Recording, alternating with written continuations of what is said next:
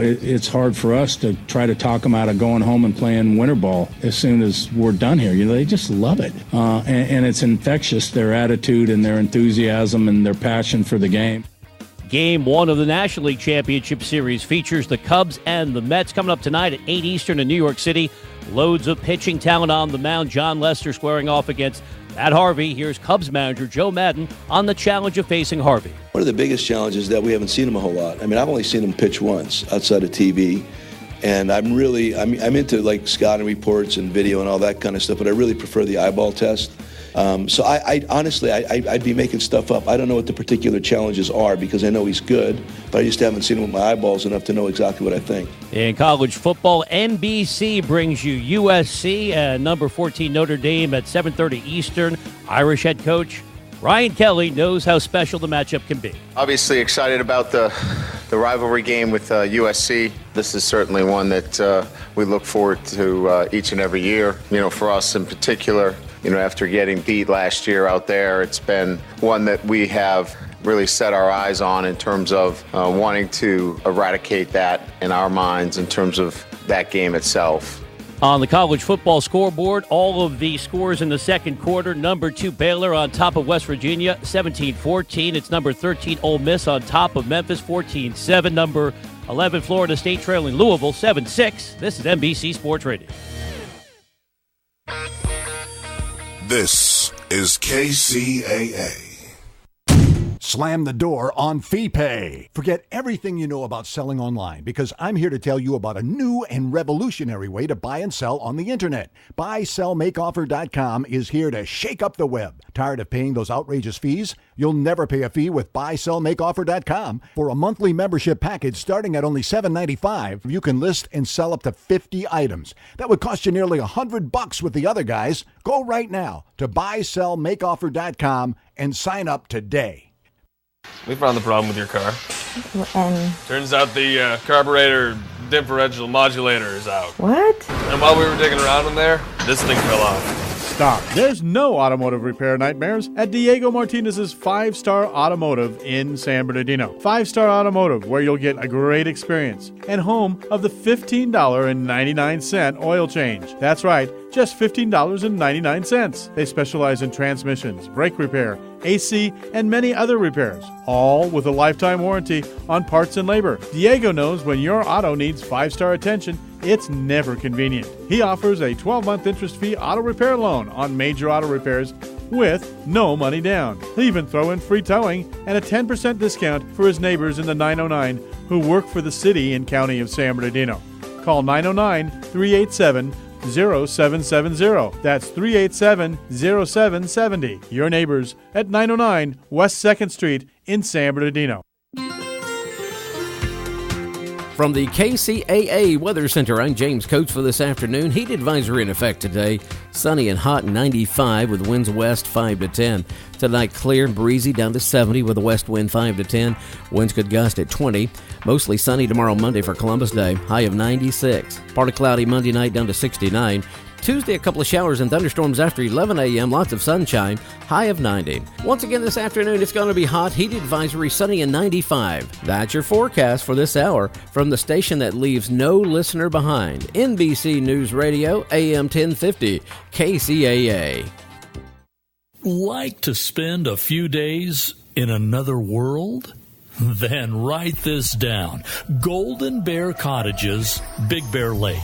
Now, listen, this is not some corporate-owned operation. It's family-owned and operated by some real nice people. Unique? Oh, you bet. Golden Bear Cottages features 28 one-of-a-kind cabins on a 5-acre historic site. Great for families, couples, and groups. And cabins are available with 1 to 7 bedrooms. Golden Bear Cottages is just a stone's throw from Big Bear Lake and super close to 3 great ski areas. Now, I could go on all day about Golden Bear Cottages in Big Bear, but to see everything, just go to goldenbear.net. Again, goldenbear.net. Golden Bear Cottages in Big Bear. Clean, comfortable, and affordable. Check them out. goldenbear.net. If you're trying to prevent a home foreclosure, you need the Goodman Law Firm on your side. Goodman has a nationwide network of foreclosure attorneys to represent you during the mortgage mitigation process. The Goodman Firm has resolved troubled mortgages across the nation. Take control of your mortgage situation today. Call the Goodman Law Firm, 888-800-6030, or contact them online at www.arnoldgoodmanlaw.com. E-Digits. Lock them in for more information, recreation, and guaranteed fun. KCAA 1050 AM. Hey there, sports fans. Chabdog here. You have tuned into one of the best shows on the air for all of your up-to-date sports coverage and news. You haven't laughed so hard and been informed so much until you've heard it from the mouth of the sports expert himself, El Chabdog.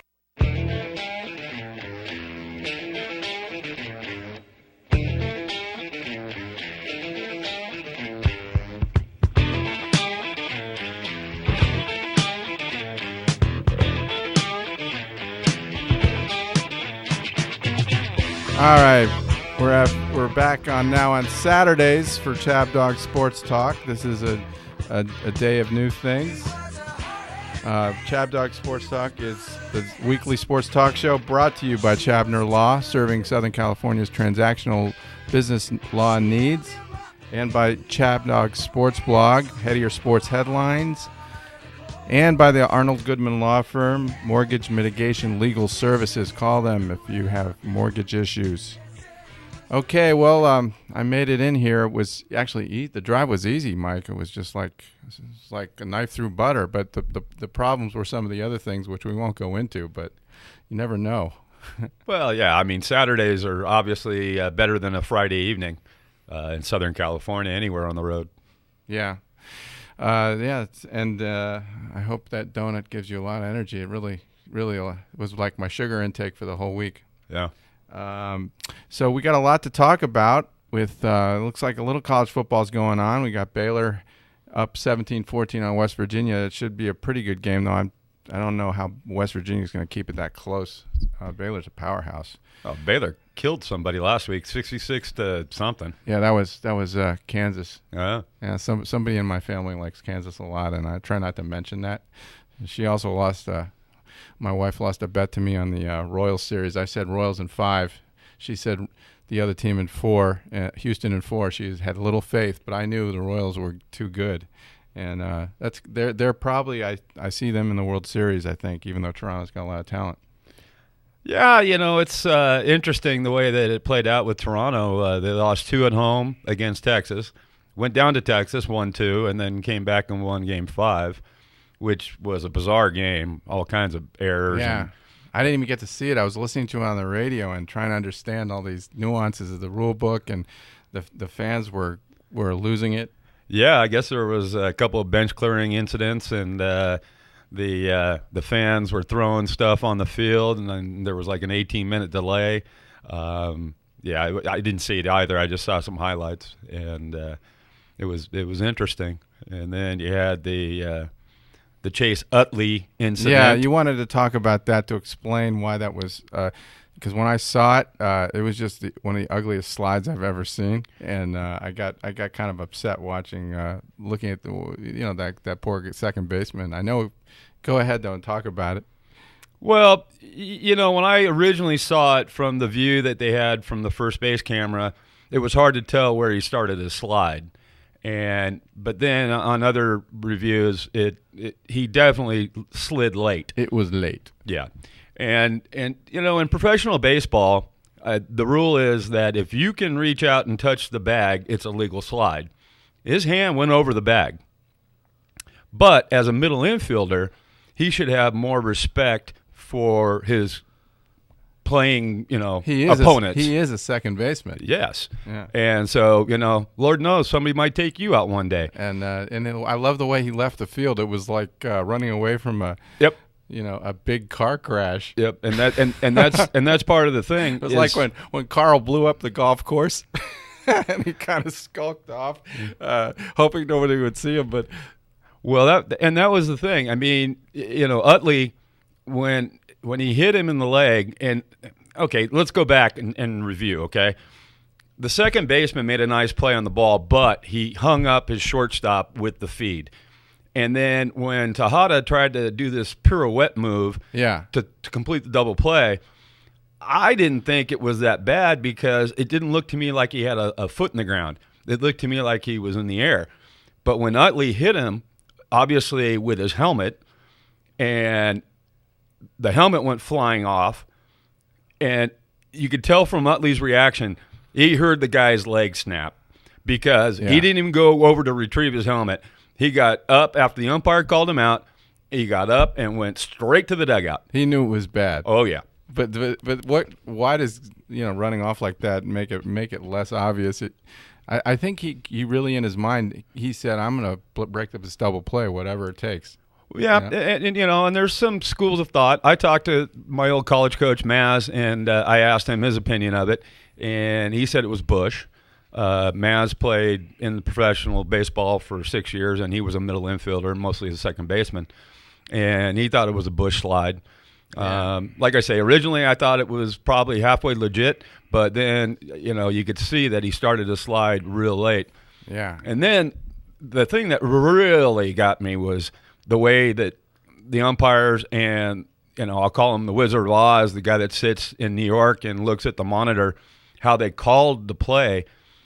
Utley never touched the base. And then they put him back on second base. And the shortstop, they called him safe because now in the day of all this video, Mattingly got a phone call from somebody in the clubhouse saying, hey, the shortstop never touched second. But, we've been playing baseball for over 100 years, and they call it the neighborhood play to keep the middle infielders safe. So technically, you don't really have to touch the bag. Mm-hmm. You just have to be in the area.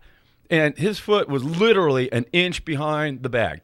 And how they reverse that call and how they award second base to a guy that never touched second base who ran off the field, I just don't understand how they came up with that call. Okay, well, let's move on to college football because I do have to be held to account for my mistake with Michigan and Northwestern last week. Yeah, you were predicting Northwestern, and I think Michigan kind of handed it to them. But you know what? I'm a victim of looking too closely at what happens in the first week of the season because the first week of the season really can be misleading. It's a false positive. I mean, Northwestern beat Stanford really convincingly. So that, to me indicated Stanford might not be that good, but look at Stanford. They killed UCLA. Yeah. And they beat USC. Yeah. And then look what Northwestern's doing. They're losing to Iowa 16-0 at home. And Michigan, which started out losing to Utah, is now really hot. And it looks to me like they're going to take out Michigan State. And Utah turned out to be a lot better than everybody thought. Yeah. Well, I thought Utah was a good squad. Going into the season, they were, predicted to be up there in the Pac-12. But the mess at USC with Sarkisian. That got pretty ugly. Yep, and now they got to play Notre Dame, so we'll see how that goes. Notre Dame, I don't think Notre Dame's all that good, but. Well, I don't know. Notre Dame's gave Clemson a really tough match in Clemson until the very end. And that was another game you predicted last week. You didn't think Clemson would win against Georgia Tech. I know. And Clemson.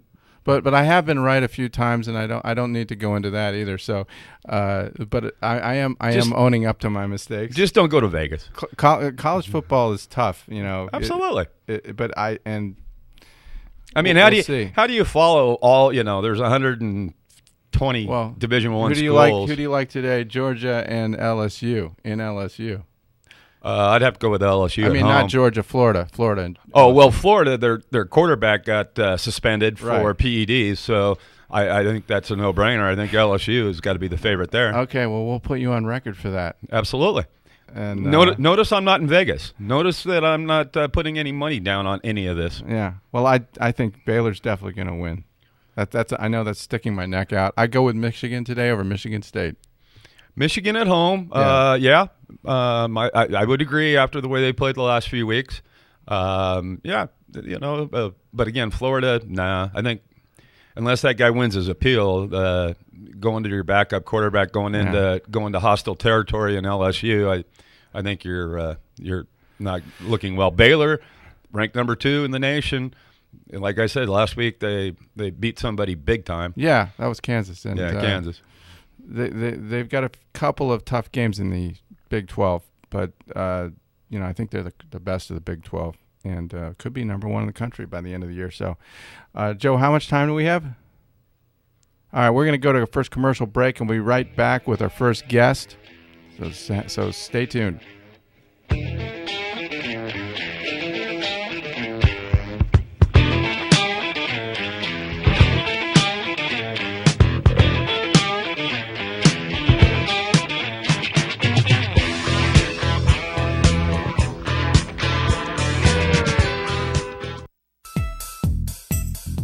If you're trying to prevent home foreclosure, you need a law firm with extensive experience representing clients in protecting their homes from foreclosure. The Goodman Law Firm is a nationwide team of mortgage mitigation attorneys that provides legal advice and expertise you can trust.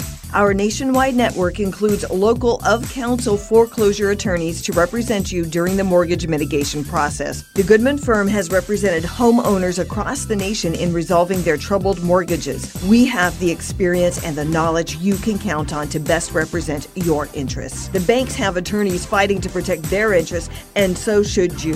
Call the Goodman Law Firm at 888-800-6030. Take control of your mortgage situation today. Contact us at 888-800-6030 or through our website at arnoldgoodmanlaw.com. Check out my sports blog, your home for head-of-ear sports headlines. At Chabdog, we cover the world of sports, from NFL to competitive eating. At our blog, you'll also find Chabdog's own brand of uniquely original blogcasts for the major sports events. We hit home runs with our coverage. We also have a reading room where you'll find interviews running across the sporting spectrum, along with our vote questions, our Chabdog Gnostications, and of course our much-beloved Chabdog of the Month. What you can count on from Chabdog is our stretching the playing field envelope to find the humor, irony, and weird connections that are always living beneath the surface of the sporting world. Check us out at chabdog.com. The law office of Brandon S. Chabner, serving clients in Southern California with transactional legal services since 2007. We handle general, corporate, outside counsel type work, drafting and negotiating a wide variety of business and commercial contracts, including non-disclosure agreements, independent contractor agreements, and employment agreements. Our experience includes working with public and private companies and involves a broad range of industries, including healthcare, consumer products, real estate, and high technology.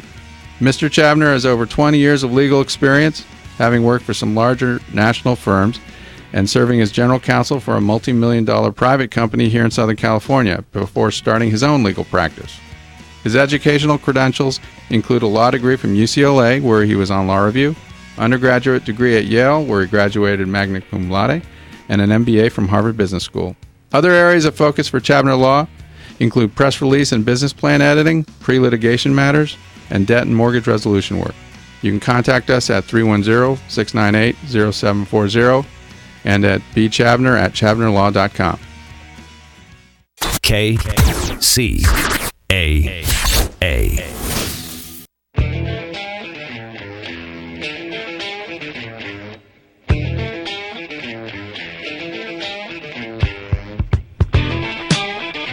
All right, we're back for the second segment of Chabdog Sports Talk, KCAA, AM 1050, FM 106.5. Nice to be able to say FM.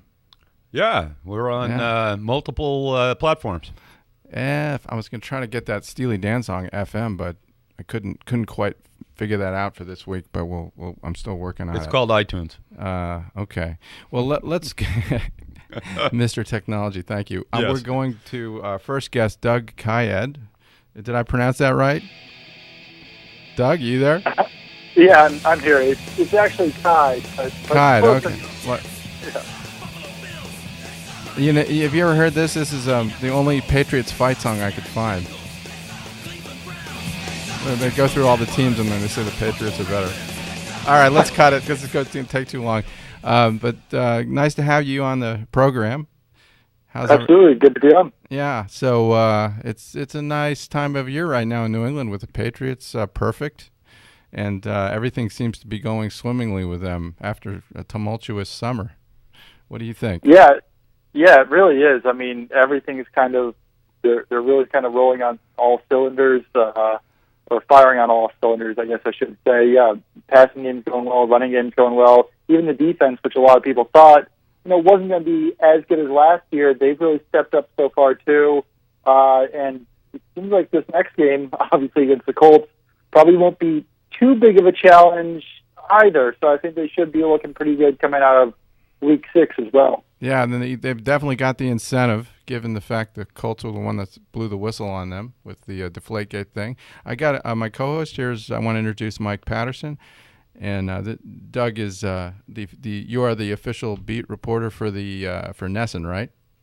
Yes, that's correct. Do you just cover the Patriots, or do you cover the Celtics and all the other Boston teams? Nope, just the Patriots. It's definitely a year-round commitment over here. Oh, okay. You have any questions for Doug, Mike? Hey, Doug, how are you doing? Doing great. The Patriots look really good against Dallas.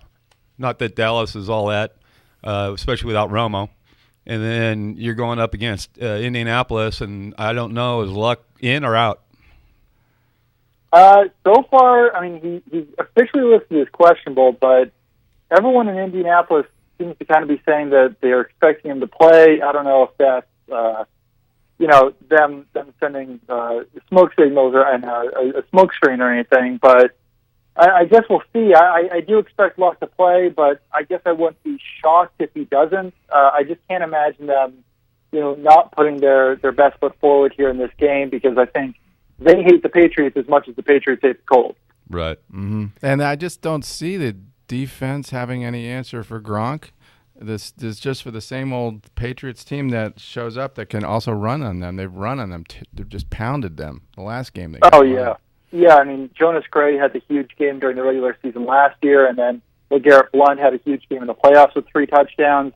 And really, even if the Colts do try to lock in on Gronk, that just frees up guys like Julian Edelman and Dion Lewis and even guys like Danny Amendola. So, I mean, it almost hurts them to focus too much attention on Gronk, because that just allows everyone else, room to make big plays there on the offense. So the perfect idea is to find a balance, but no team has really found that balance so far this year. Well, I'd love to see Brady throw it 50 times, because he's my fantasy quarterback. I think there's a pretty good chance of that. I don't think Belichick makes his decisions based on your fantasy profile. But well, you know what? It was funny because nobody took him when they thought that he was going to be suspended for the first 4 games. So we took him, and it turned out well for us. Doug, what's it like having to interview Belichick? I mean, he seems like he's like a ventriloquist when he hardly moves his lips. He's very smart with got no dummy, but let's play that clip. Joe, you got that clip of Belichick? This is classic Belichick. We obviously didn't have a very good night tonight. I think we did very many things well, and we got a lot of work to do. So really isn't too much to say. We just got to get back to the drawing board and just do a better job in every area. That's really about it. Do you feel like the team came out flat at all? I don't think we played well or coached well. We just didn't do a good job tonight. Is that smacking his lips, I think? Bill Lawrence really didn't register carries. Should we read anything into that? Yeah, we never had the ball. So would you have played more in the second half possibly if you were... Yeah, we never had the ball. I mean, we didn't have any plays to run on offense. Okay, that's enough. Does that sound familiar? Yeah, the funny thing there is I honestly have no idea if that came after a win or a loss. So that was after a loss, preseason loss. But I mean, he acts that way regardless of how they do. And it was actually kind of surprising last week against the Cowboys. He actually praised the team after the win and seemed happy, but it was the first time that he's acted that way. And I have no idea how long, but yeah, it's definitely an adventure, in those news conferences. You never really know what kind of answer you're going to get out of him. Sometimes they'll go on for 500 words and be great, and then other times he'll say, I don't know, and then that will be that. Yeah, I was going to say, based on that clip, must be difficult to fill up your column based on Belichick. You got to report the game, not what Belichick says afterwards. And you just don't you don't know if he's upset or happy because he's always acting upset. Or he acts kind of annoyed that he's asked to be up there. Yeah, pretty much. He's a tough nut to crack because sometimes, like I said, on Fridays actually, he's usually pretty happy, usually pretty good, and I think it's really the more reporters that are in that room, the worse he's going to be, and the more national reporters that are in that room, the worse he's going to be. So it's sometimes you don't really depend on Belichick to fill up the column. No, he just wants to be he wants to be in his little office thinking of new ways to take advantage of the other team's weaknesses or the rules. There's no doubt he's got a great football mind. So if you cover these guys on a regular basis, what are your opinions on Spygate and Deflategate? It's tough. I think Belichick is definitely, let it be known what he thinks of Spygate, that there were a ton of other teams doing this, but, I think that they do, try to push against the rules as much as they can, see what they can do without getting caught or without getting punished. Deflategate's a tough one because, when you've got a guy like Tom Brady in federal court, testifying under oath that he didn't do something, it's kind of hard to then say, well, obviously he had some knowledge of this, but at the same time, it's difficult to imagine him not having some knowledge of this. So I think that, something probably happened, whether someone who, makes a difference, like Brady or Belichick, had knowledge of it, I'm not sure, but there seems to be enough circumstantial evidence to at least see that something might have been happening there. Yeah. So so you had a couple of guys, equipment guys or whoever they were. They were the scapegoats. Pretty much, yeah. They're back with the team now, but I'm not sure if they have official job titles yet or what their roles are going to be. Belichick even said, this week that they're still kind of trying to sort that out a little bit on the team, but they've been installed surveillance cameras, though, I think. They'll be the ones getting GoPros everywhere. Yeah, I was going to say, how soon do we see a drone flying over the opposing team's bench? Well, we did see a drone over the Patriots practice this spring. It seems like Belichick didn't seem to like the view that was giving them, but I think that's the next step that the teams are going to accuse them of. Yeah. So tell us who's your favorite player to interview over there, and which of the players are the toughest to get anything out of? I think my top guy is usually Julian Edelman. He seems like a live wire. Yeah, he can be a really funny guy, and it just kind of depends. Like with Belichick, what questions you're asking him, how many people are around him, because he can be a tough guy to get quotes on anything, because they'll just say, oh, you'll have to ask Coach about that, you'll have to ask Tom about that. But if you ask him the right questions, especially about Brady or about, his preparation, he can be great, he can be funny. The offensive line is the toughest. Even the starters like Nate Solder and now Marcus Cannon, those guys will give you 3-word answers, and you'll just be kind of standing there scratching your head about what you're going to ask. They've been in a pitched battle for 3 hours. I think it's they're I can understand why they're a little bit surly. Yeah, they're pulling a Marshawn Lynch on you, huh? Yeah. Pretty much. Those guys, and sometimes the linebackers can be a little tough too. I think it all kind of starts with who the leader of each unit is, and then they'll kind of, allow or not allow the younger players to say much. So a guy like Gerard Mayo doesn't say very much each week, so I think that the younger guys like Dante Hightower and Jamie Collins kind of feed off that and also don't say that much. But with a guy like Edelman, he's learning from Brady, so he's kind of got a little bit more leeway to say a little bit more there. Well, sometimes it's better to keep your mouth shut and not look stupid. Yeah, especially on the Patriots, because Belichick will definitely, mock guys or yell at guys in the meetings there if they say something stupid. So, yeah, absolutely true on the Patriots. So you think the Patriots are pretty cohesive? I mean, it seems like everything's still working real well there, right?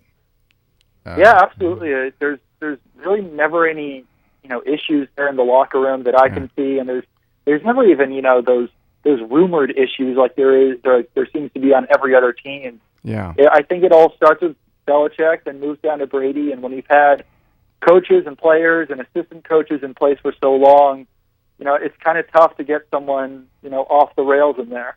Right. All right. Well, we're going to go to our break, but I really love talking to you, and I hopefully we'll run it. We'll talk sometime in the next few months. I want to stay in touch because the Patriots are one of my teams. So absolutely, sounds good to me. Thank you, Doug. Thanks a lot, Doug. Yep, absolutely. Anytime, right. guys. We'll be right back.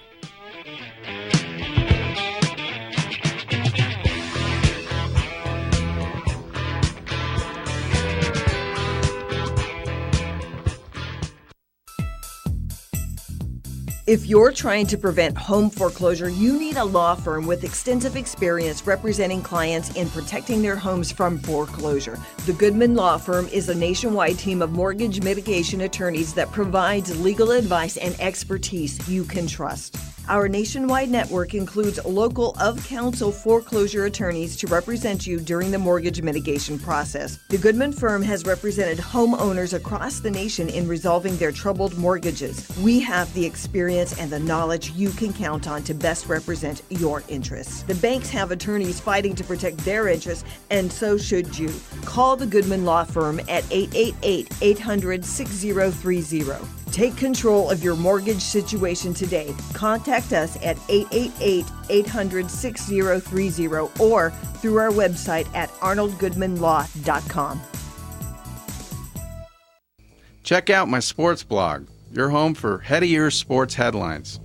At Chabdog, we cover the world of sports, from NFL to competitive eating. At our blog, you'll also find Chabdog's own brand of uniquely original blogcasts for the major sports events. We hit home runs with our coverage. We also have a reading room where you'll find interviews running across the sporting spectrum, along with our vote questions, our Chabdog Gnostications, and of course our much-beloved Chabdog of the Month. What you can count on from Chabdog is our stretching the playing field envelope to find the humor, irony, and weird connections that are always living beneath the surface of the sporting world. Check us out at chabdog.com. The Law Office of Brandon S. Chabner, serving clients in Southern California with transactional legal services since 2007. We handle general, corporate, outside counsel type work, drafting and negotiating a wide variety of business and commercial contracts, including non-disclosure agreements, independent contractor agreements, and employment agreements. Our experience includes working with public and private companies and involves a broad range of industries, including healthcare, consumer products, real estate, and high technology. Mr. Chabner has over 20 years of legal experience, having worked for some larger national firms and serving as general counsel for a multi-million-dollar private company here in Southern California before starting his own legal practice. His educational credentials include a law degree from UCLA, where he was on law review, undergraduate degree at Yale, where he graduated magna cum laude, and an MBA from Harvard Business School.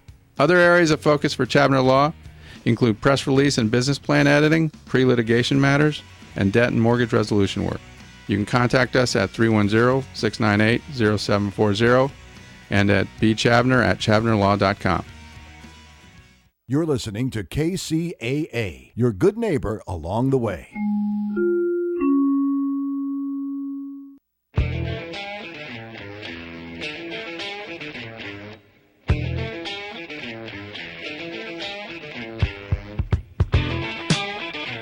Okay, we're back. Second half of Chabdog Sports Talk. Well, now we have an interesting guest. He's, I'd say he's the best dressed pest control expert I've ever seen. And David, thank you for joining us. Well, thank you, Chabdog, and thank you for having me on. And there's a little story behind that. As I mentioned to you, that I grew up in the disco era with New Yorkers, so I love to dress up. So yeah, I'm probably the best dressed termite guy you ever met. I mean, it's not just the... Back in the day of Studio 54? He's got different suits, different colors. I mean, I like your colors, and then you got the handkerchiefs to match them, and the cool shirts. So, I assume you're not doing the actual labor on your pest stuff because your suits look too good. Well, I don't do it in those suits, but yes, I am a hands-on owner, and I do the work. So David has a that's company. why. Yes. So you're the Steve Harvey of termite control? Yes. I'm everybody. Okay.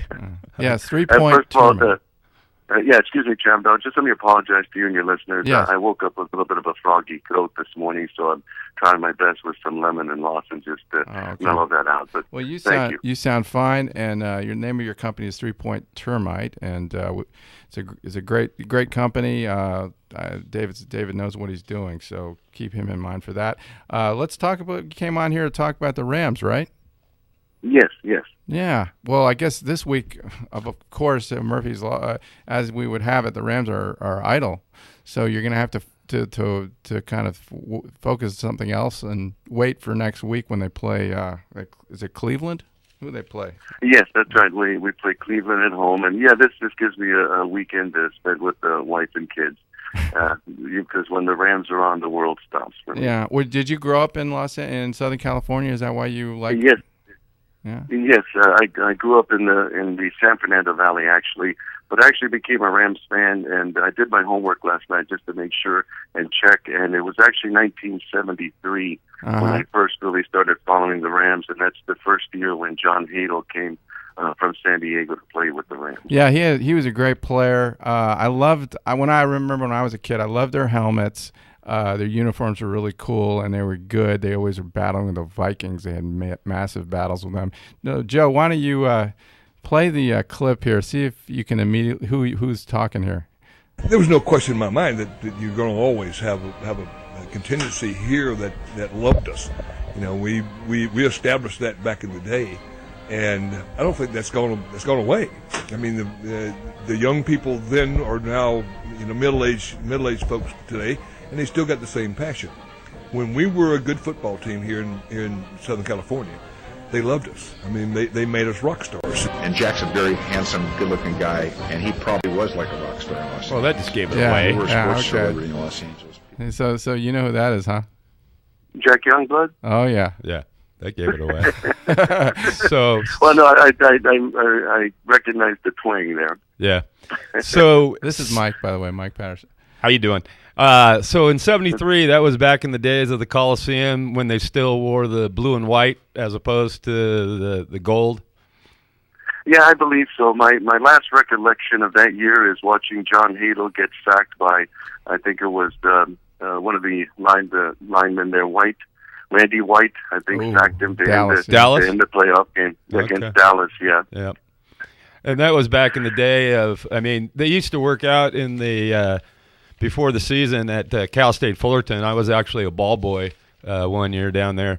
The likes of Deacon Jones and Merlin Olsen and Jack Snow. I don't know why. Roman Gabriel. I remember these names like they were burned into my memory, even though I wasn't a huge Rams fan. But let me read some of these names. Jim Youngblood, Merlin Olsen, Fred Dreyer, Harold Hacksaw Reynolds, Doug France, Cullen Bryant, Tom Dempsey, Capoletti. These were Lawrence McCutcheon. These were great athletes, and it's too bad they didn't win a title. They were right. Yeah. Well, we went to the Super Bowl in '79. Yeah. Against the Steelers. Against Pittsburgh. At the Rose Bowl. Yeah. Yeah, we peaked that year. That was with Ferragamo. But it's just like any type of sport, it's difficult to get back, and great competition across the NFL with all the different cities and players, Yeah, well, at least you had the greatest show on turf, right? Yes, back starting in 1999. In fact, I have a little story. I was just about ready to give up on my Rams. I mean, I went through the 90s where they won 50 games between 90 and 98. And even I was married in 93, and I bought the NFL package, and my wife looked at me one day when I was watching the game. She says, "Why do you follow these guys? They always lose." And I just told her it's in the blood. I don't know any better. But right about 1998, I got kind of sick of it, and I was thinking, man, who else can I follow? Because these guys aren't just going nowhere. But I just didn't have the heart to follow, and then the next thing you know, in 99, when Kurt Warner steps in and he takes them all the way to the Super Bowl, it renewed my love for them. I'm drawing a blank. Oh, Eric Dickerson. Yes, Eric Dickerson back in the 80s. Of course. And they were good in the 80s. I mean, they I remember they were in the playoffs playing the Giants real tough in the 80s, in the mid-80s, I think. Do you remember that, Dave? Yes. Yeah. Sure. They went through the 80s with Dickerson. Even that one year they went to the NFC Championship game with Dieter Brock. I remember that game when it was at the end they were losing and it started to snow. Yeah, there was one really ugly game. in there. Well, that was under John Robinson. Yeah, John Robinson. So what are your thoughts of Georgia Frontiere? You know what? Obviously, girl does well and gets the team and takes it back to her home city of St. Louis. So, the consensus is that she made the team go bad, and so she could move the team to St. Louis, her hometown. And that's good for her. When they made the transition from LA to St. Louis, I wasn't sure if I would remain a Rams fan. I found myself at a crossroad, but as the off season went on, I found myself continuing to be interested in what they were doing, and as they were setting up for the draft and stuff. And so I figured, you know what, I guess I'm still a Rams fan. And the next thing you know, they went to win the Super Bowl, and of course she disses LA with her statement about who the championship was for. But I'm not concerned about her, or I'm a Rams fan, and even if they played on the moon, I'd still be listening or watching. Is there any chance they'll come back? Well, that's what they're working for right now. I keep hearing that, but I hope not. Yeah, no. Somebody's moving here, and Stan Kroenke's a great businessman. He owns a bunch of sports teams, and he knows that he can, as far as the value of the team sitting at about close to $1 billion, that if he could move them to LA, build a stadium, and get the value anywhere between $2.5 to $3.5 billion, that'd be a smart move for him. So, that's something he's looking at. He has 60 acres he purchased in Inglewood, but that's not enough for a stadium. You need like 300, 350, and 60 acres sounds about right for maybe another Walmart. So, you're not sure. And I looked at the demographics, by the way, and there's no Walmart in that area. Nothing north of the 105. Is that the old Hollywood Park, or? Yeah, that's the Hollywood Park area. Sure, he bought somewhere in there. I'm not exactly sure, but somewhere in there he bought 60 acres. Okay. Well, we might have I just got to think we're going to have a team in at least 2 years, and then you'll have somebody else to root for, Dave. If you want. I don't know if it works that way. There's been so much talk about building a football stadium down by Staples. There's been so much talk about building a stadium out by Walnut. Personally, I like to be able to watch 2 games on Sunday, or actually 3. But when you get a local team, if you don't sell out, then you lose a game. Yeah. Who else do you like, and any other teams? In football? Yeah, in football, and or like, do you follow other sports? I mean, I appreciate. I love football. Even before we started playing fantasy, I love the sport, and I can watch any teams play football. I just appreciate the game, and of course, now a little tainted because of the fantasy football and some of the people that I have on the different teams that make up my team. It kind of ruins it a little bit, because you start caring about things that you normally wouldn't care about. Yeah, and I see that more in baseball. I grew up a Dodgers fan. My dad was from Brooklyn. My first memories of life are listening to Vin Scully, but I found myself, my loyalty's tainted now because of baseball and the rotisserie league that we've been in for years. So I kind of pull for my players. But in football, it's a little different. Because the Rams only play 16, or there's only 16 football games. It's just much more condensed on how I feel about it and how I watch the games and stuff. So to me, I could care less about my stats as long as my Rams win or they play well. But back in the 90s when they were terrible, I don't know if you know that there was a story about them back then, or it actually involved a divorce case where there was a couple that was being divorced and they had a young son, and there was abuse in the family, and so when they were splitting up everything, of course they had to figure out where the boy was going to live, and so the judge called the boy up and he said, young man, he said, your parents are splitting and you're going to have to make a choice of where you want to live. And so he says, yes, sir. And then the judge says, do you want to live with your father? And he says, no, my father beats me. And so then he said, okay, do you want to live with your mother? And he said, no, my mother beats me. And he said, well, young man, who do you want to live with? And he said, well, I want to live with the Rams. They don't beat anybody. That's sad, but if I don't know what else to say. I get it.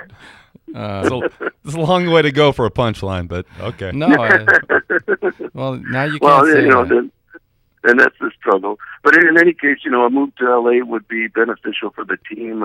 Financially, they would have probably more money to work with, and they'd have plenty of years. Since football has changed as far as the corporate world now involved, like 20 years ago, you wouldn't have the same type of income that you would have today to be able to generate fan base and income for the team. And then it would make it possible for me to get some season seats if they did come back. Yeah, well, hopefully that'll be possible for you. Thanks for being on with us, and I'll see you soon. I see you every week and at our networking group. So let's. I guess I'll be watching the Rams next week. I appreciate it. Thank you so much, Chabdog. And that was Mike with you there? Yes. Yeah. Yeah, thank you, Mike. I appreciate it. Nice talking with you. Oh, pleasure talking with you. Enjoy your weekend. All right. We'll be right. You too. Thank you very much. We'll be right back with the last segment of Chabdog Sports Talk. Bye.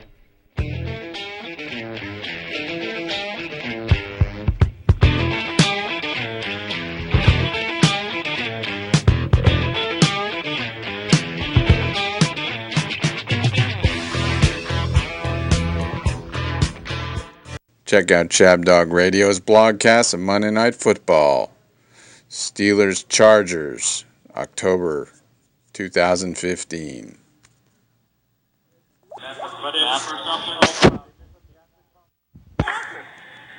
What are you doing? Oh, you got it. Yeah, he's in. How did he get it? How did he get it?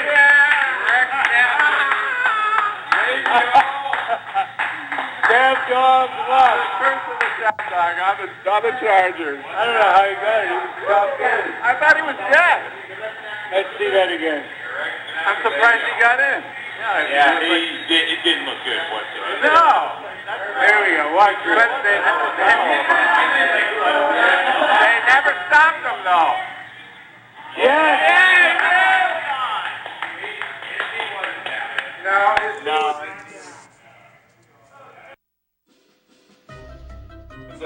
That wouldn't be the record, though. The record's like... No, it would not.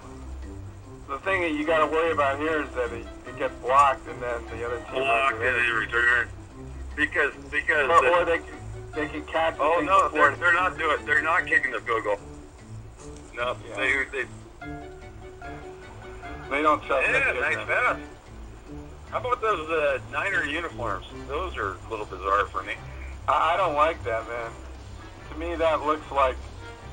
Let me look at it again, but I don't like all the black thing. That's just too much. Yeah, it looks like ghoulies or something from the... Yeah, well, it looks a little ghetto to me. Oh, it's got no warmth to it at all, and it's terrible. I love the Niners have the best classic uniforms with that dark red, that rich red, and the gold. And the gold, yeah. And so those uniforms don't make any sense to me, but you know what? Teams do that, and it's all monetary. That way we can sell more uniforms to our fans. Well, somebody's got to complain. I'm going to have to make an official complaint on my blog. I don't like anything about those uniforms. I like the Vikings, of course. They got a great uniform. Ed Peterson, he's back in the game. Yeah, he's a stud. He looks... I don't know how many yards he has, but only seen one play. I've only seen one play where he got off a little bit and he busted it up for about maybe 12 yards. Other than that, I haven't seen much. KCAA, where every day is a great day. KCAA, Loma Linda.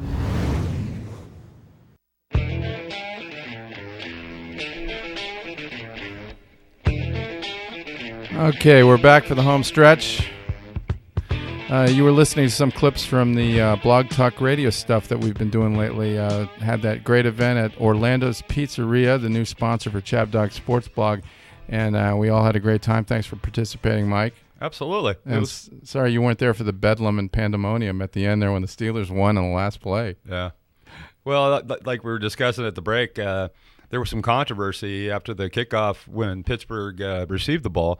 Apparently the clock ticked down about 18 seconds, so it shouldn't have been that close. But anyway, Pittsburgh pulled it off. And leave it to San Diego to shoot themselves in the foot. They left themselves with no time. Well, we got Tom Laura on the line. Tom is a hot dog aficionado who has gone through every ballpark. Tom, are you there? I am. How are you, Chabdog? I'm good. We're gonna play a little music for Tom here and welcome him in. I hope I didn't play this for you before. Let's see. Class attention. Forward march.